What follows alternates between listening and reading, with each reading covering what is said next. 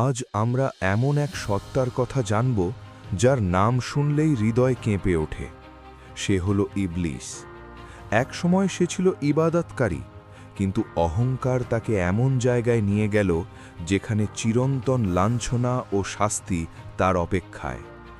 ইবলিস মূলত জিন জাতির অন্তর্ভুক্ত। আল্লাহ তাআলা কোরআনে বলেন, তিনি মানুষকে মাটি থেকে সৃষ্টি করেছেন আর জিনদের সৃষ্টি করেছেন আগুনের শিখা থেকে। ইবলিস ছিল জিন, কিন্তু তার ইবাদত, তার জ্ঞান এবং তার আনুগত্যের কারণে সে ফেরেশতাদের সঙ্গেই অবস্থান করত। সে বহু বছর ইবাদত করেছে। কেউ কেউ বলেন হাজার হাজার বছর সে সিজদায়, তাসবিহে, ইবাদতে কাটিয়েছে। কিন্তু একটিমাত্র অহংকার তার সবকিছু ধ্বংস করে দিল। যখন আল্লাহ তাআলা হযরত আদম আলাইহিসসালামকে সৃষ্টি করলেন, তখন তিনি ফেরেশতাদের আদেশ দিলেন যে তোমরা আদমকে সিজদা করো। এটা ছিল সম্মানের সিজদা, ইবাদতের নয়। সকল ফেরেশতা আল্লাহর আদেশ মেনে সিজদা করল, কিন্তু একজন অমান্য করল, সে ছিল ইবলিস। আল্লাহ তাকে জিজ্ঞেস করলেন, তুমি আদেশ দেওয়ার পরেও কেন সিজদা করলে না? ইবলিস উত্তর দিল, আমি তার চেয়ে শ্রেষ্ঠ। আপনি আমাকে আগুন থেকে সৃষ্টি করেছেন আর তাকে সৃষ্টি করেছেন মাটি থেকে। এই একটি বাক্য, আমি তার চেয়ে উত্তম, এই অহংকারই তার পতনের কারণ। সে নিজের সৃষ্টির উপাদানকে বড় মনে করল, আল্লাহর আদেশকে নয়। সে ভেবেছিল আগুন মাটির চেয়ে শ্রেষ্ঠ, কিন্তু সে ভুলে গেল শ্রেষ্ঠতা উপাদানে নয়, আল্লাহর ইচ্ছায়। তারপর আল্লাহ তাআলা তাকে বললেন, তুমি এখান থেকে বের হয়ে যাও, তুমি অভিশপ্ত, কেয়ামত পর্যন্ত তোমার উপর আমার লানত। এক মুহূর্তে সে সম্মান থেকে লাঞ্ছনায়, ইবাদত থেকে অভিশাপে, উচ্চ মর্যাদা থেকে চরম অপমানে নেমে গেল। কিন্তু এখানেই তার কাহিনী শেষ হয়নি। ইবলিস আল্লাহর কাছে একটি সময় চাইল। সে বলল, আমাকে কেয়ামত পর্যন্ত অবকাশ দিন। আল্লাহ তাকে অবকাশ দিলেন। তখন সে শপথ করে বলল, আমি অবশ্যই তাদেরকে আপনার সরল পথ থেকে বিভ্রান্ত করব। আমি তাদের সামনে থেকে, পিছন থেকে, ডান দিক থেকে, বাম দিক থেকে আসব, আর আপনি অধিকাংশ মানুষকে কৃতজ্ঞ পাবেন না।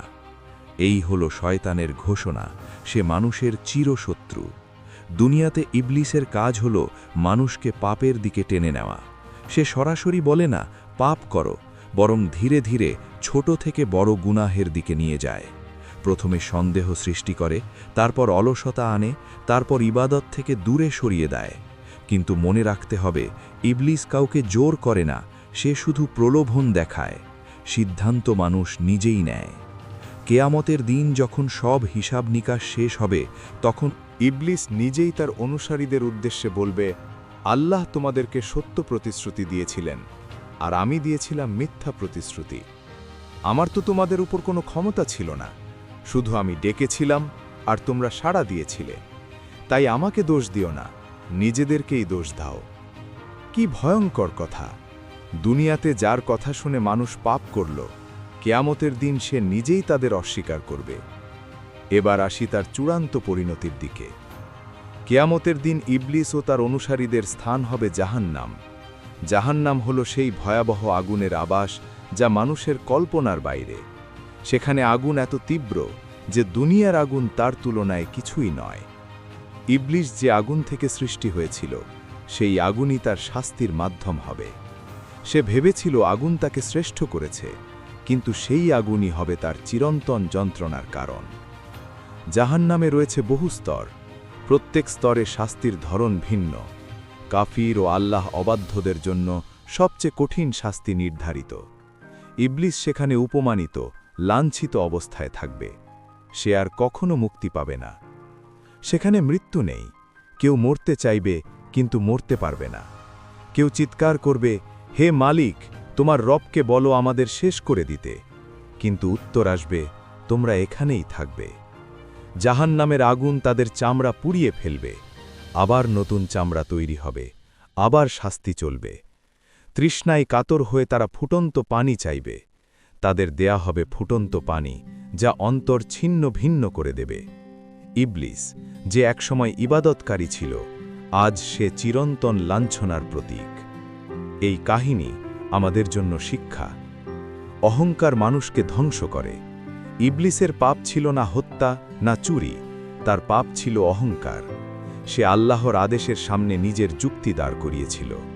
আজ যদি আমরা নামাজ ছেড়ে দেই, যদি বলি আমি ব্যস্ত, আমি পারছি না, আমি অন্যদের চেয়ে ভালো, তাহলে সেই অহংকারের ছায়া আমাদের মাঝেও আছে।